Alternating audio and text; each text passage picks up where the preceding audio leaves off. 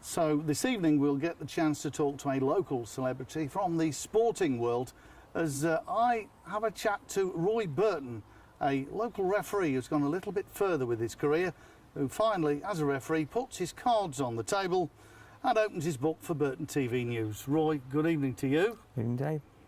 Now, refereeing, I mean, what's it all about? Why would you want to be a referee?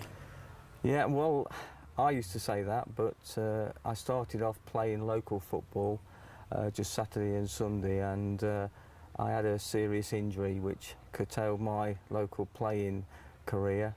One of my local stalwart in Burton, a guy called Lou Jones. Lou's just been awarded the MBE, the New Year's Honours List. It was him who taught me into taking up the whistle. I was always the biggest critics of referees as a player, so it was ironic when I was sort of poacher turned gamekeeper. Took up the whistle, did a few games, really enjoyed it. I think it does help if you've played the game, and it just escalated from there. So Shobnall Fields is your mecca, basically. Yeah, Shobnall Fields. We've done all the big names in local football. Yeah. But obviously you're at that sort of level. It's Sunday League, Saturday League, so on and so forth. How were you actually received by players who've got jobs and so on and so forth? They're just playing at the weekend. I think initially when you start in any career, I think you need to sort of establish a presence. I find early doors it wasn't easy, but then obviously as you progress, I think the players show you more respect as you progress. And to be fair, if I go and do a local game now, which I still do on a Sunday morning, I still referee on a Sunday, most players seem to accept my decisions even if I'm wrong. That's how ironic it is, really. So you started to get quite good at this, even though you're getting one or two decisions wrong. So it progressed to the point where you thought, I'd like to go a little bit further with this. Yeah, it's quite a complex system, and it's quite a long-winded system to progress. It's the opposite to an apprenticeship, really. It takes probably 9 or 10 years to get to the top, and then by then you've probably only got 3 or 4 years at the top due to age. So it's the opposite. I was very fortunate, as in the fact it took me 4 years from when I started to actually progress to the Football League, which was quite quick, really. It's the same game whether you're playing it on Shobnall Fields or yep. whether you're actually playing at Football League. It's the same set of rules. Did you have to take any extra exams to get to the same standard? No, basically it's the odd laws of the game, and it's the same laws for any football, whether it's local football right up to the World Cup. It's exactly the same laws of the games. Now, it was 1990 when you got your first one. This is your first game in the league. Not a particularly salubrious place. Chesterfield, Saltergate, I think it was Rochdale if I remember right. So what's going through the mind of Roy Burton, referee, at this point? Obviously when you're appointed to the Football League list, it's nice when you get the kit and all that sort of thing. It's all provided for you, and then you're very anticipating and waiting to get your first appointment, and then obviously it lands through the post, and then you go, oh, Chesterfield. No disrespect, when I arrived at Chesterfield it was the old Saltergate. If you've ever been there, it's probably not the most appealing, and then the car park's probably... Great pies though, Roy. Well, I didn't get round to that, David, but yeah, so it's a bit different than turning up at a Premier League ground. But there again, first professional game, very nervous. Two of my colleagues from the Burton RA, John Webster and Dave Blood, they both came along and a bit of support, and they watched the game. Fortunately for me, everything went well, and everything from there is history, really. I mean, do you get the two linesmen, or shall we say referees, assistants, do you get them together, and is there a special instruction, this is what I want, or...? Yeah, that's down to the referee on the day. He's the captain of the ship on the day. All referees are very much similar, but they all have slightly different ways of what they call their pre-match instructions, which they give to the assistants, normally on the pitch, probably an hour and a half before, with the assessor present. So, and then we just adhere to the referee's instructions. So you were boss man for a while, and then you had a decision to make whether you were going to be a referee or an assistant referee, and the step up to the Premiership or the Premier League. You made a decision to be. Yeah, I was fortunate. My first season went very well because obviously we are marked. We're marked by the assessors and we're also marked by the clubs then. And I was fortunate enough to have one season on the Football League and then got the promotion on the inception of the Premier League the year after. So from doing, I think it was 30 games in that season of Football League and then getting promotion to the Premier League and going out to my first Premier League game was at Anfield. It was Liverpool versus Sunderland. So going from crowds of probably around 4,000 to 5,000 to going into Anfield, which is obviously sort of 40,000, 45,000, there's a big difference. So you're walking down the tunnel. Let's just visualise this. Any Liverpool fans would know this. There's a little sign above the entrance. Welcome to Anfield. You've never obviously walked underneath it before. Was there a quick glance? Yeah, quick glance. Obviously, all the players, all the Liverpool players there, it's their tradition where they just name a few then. Let's have a name drop.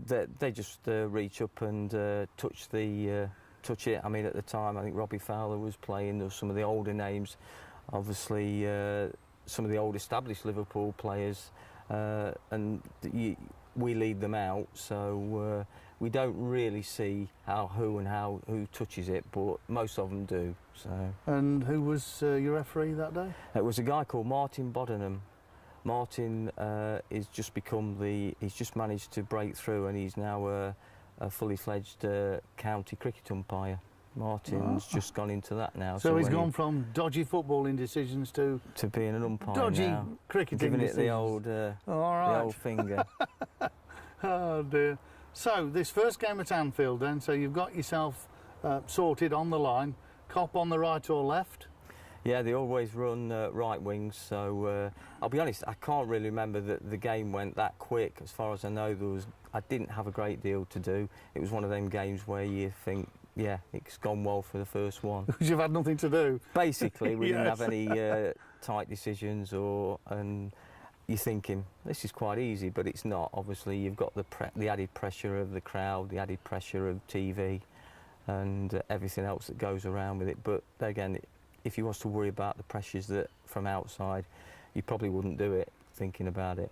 And at the end, obviously, the players come over and shake hands with you almost line up as if you've been at a variety performance, don't you, really? And they meet the Queen type of thing. Remember a few faces that you shook hands with? Well, I think most of the players at the time, like I say, would come up from both sides, and if his game's gone well and there's been no controversy, they're quite happy. So they come up and wish you well, and off we go. Let's talk about one or two of the grounds then. That was a nice one, Anfield. There must be some that you've been to that have been less salubrious, shall we say, and a little bit more hostile towards the match officials. Yes, some grounds are a bit more hostile and a bit more intimidating, but obviously now with the Taylor report, when they said they've got to improve all the grounds, I mean, lots of the smaller grounds, I mean, West Ham was always a very, very intimidating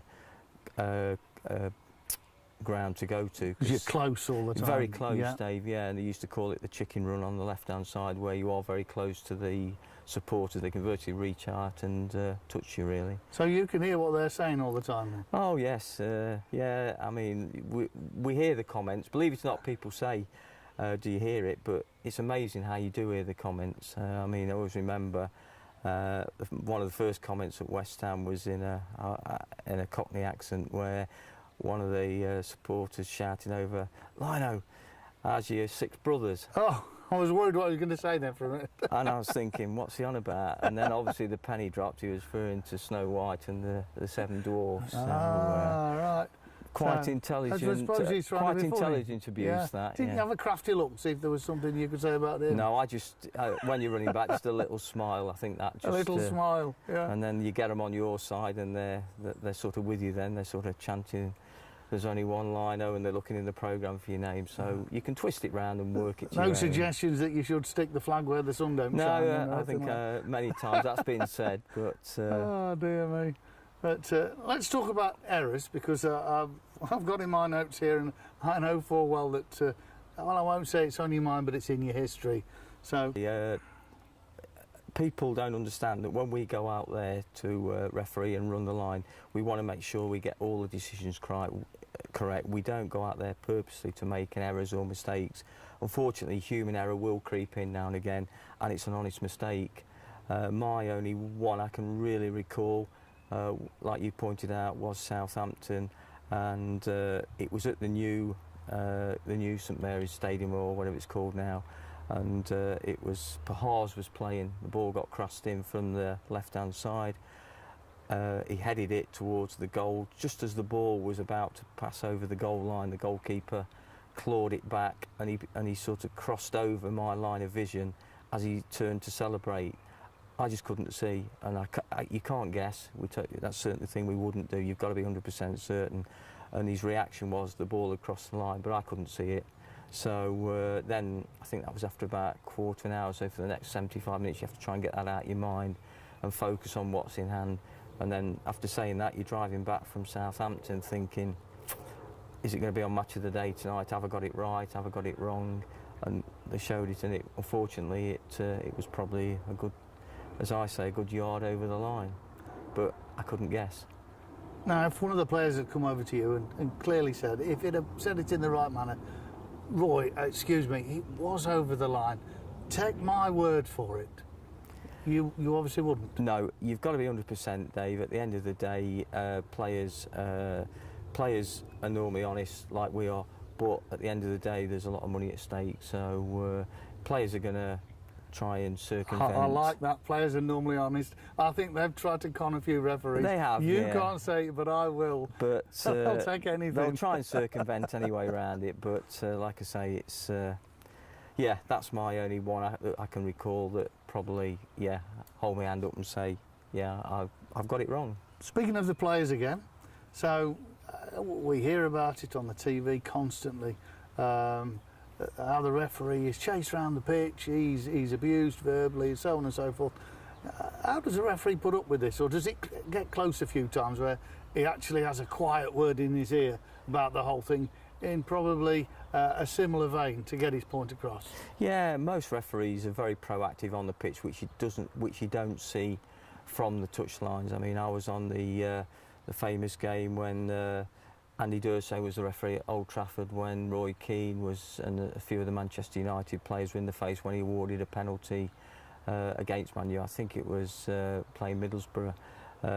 In hindsight, we probably could have handled that better, both the referee and the assistant referees. But most referees work very well with the players, and they do work and respect each other. And there's going to be players that sometimes won't accept what your decisions are, but they tend to work harder with those players and utilise the captains as well.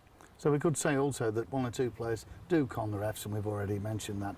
They'll go down a little easy in the penalty area, which gives a referee a difficult decision. It does, Dave, because at that sort of speed, the pace of the game now has really speeded up, and at the end of the day it is very difficult sometimes, because the referee and the assistant referee only get one look, and sometimes when plays at speed, the slightest contact, not always necessarily a penalty, but the players do go to ground. Not necessarily looking for a penalty, but sometimes in the action of that, and it does look like it sometimes, and we've not got the benefit of having replays, etc., which our friends in the TV studios have